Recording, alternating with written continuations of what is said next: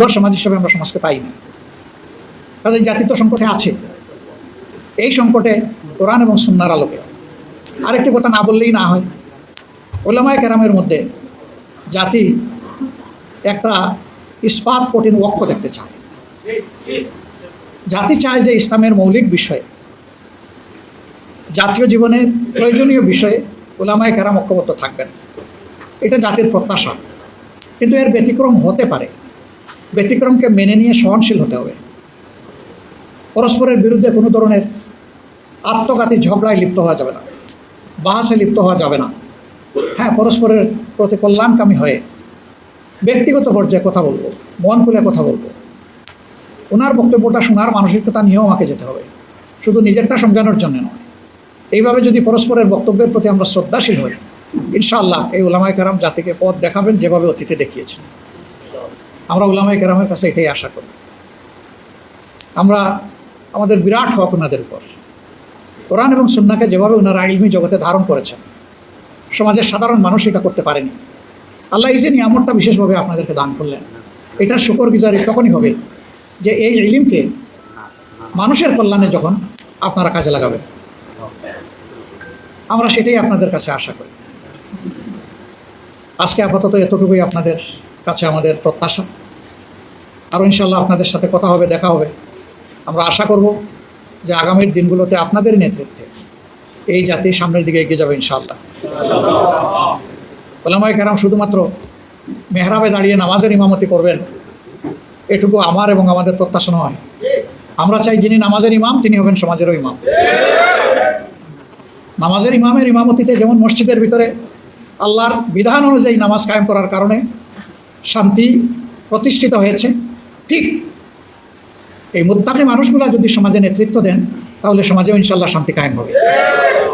যে মানুষগুলা শুধুমাত্র আল্লাহকে ভয় করে চলবে, জীবনের প্রত্যেকটি ব্যাপারে অধীনস্থ এবং সহকর্মীদের ব্যাপারে ভীত সন্ত্রস্ত থাকবে। আমাকে হুঁশিয়ার করে দেওয়া হয়েছে, কুল্লুকুম রাঈ ওয়া কুল্লুকুম মাসউলুন আন রাইয়াতি আন রাঈ, যে তোমরা সকলেই দায়িত্বশীল এবং তোমাদেরকে অবশ্যই আল্লাহ তাআলা কিয়ামতের দিন জিজ্ঞাসা করবেন তোমাদের অধীনস্থদের ব্যাপারে। যার দায়িত্ব যত বড় সমাজে, তার জিজ্ঞাসাও হবে তত গভীর।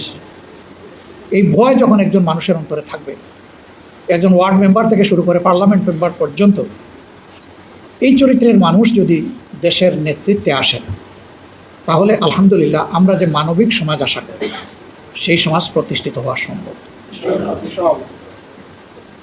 এর বাইরে গিয়ে জ্ঞান, বিজ্ঞান, দুনিয়াবী যোগ্যতায় পারদর্শী দক্ষ লোকেরা সমাজ পরিচালনা করলে এবং তাদের অন্তরে সেই জবাবদিহির ভয় না থাকলে, কি ভয় তা তো আমরা দেখছি, নতুন করে তো দেখার কিছু নেই।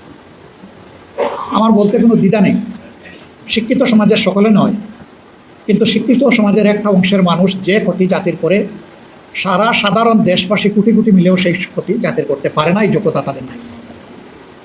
কলমের কুচায় একজন মানুষের জাতির কিসমত যেভাবে ধসে পড়ে, 1 কোটি মানুষ একত্রিত হয়েও সেই ক্ষতিটা করতে পারবে।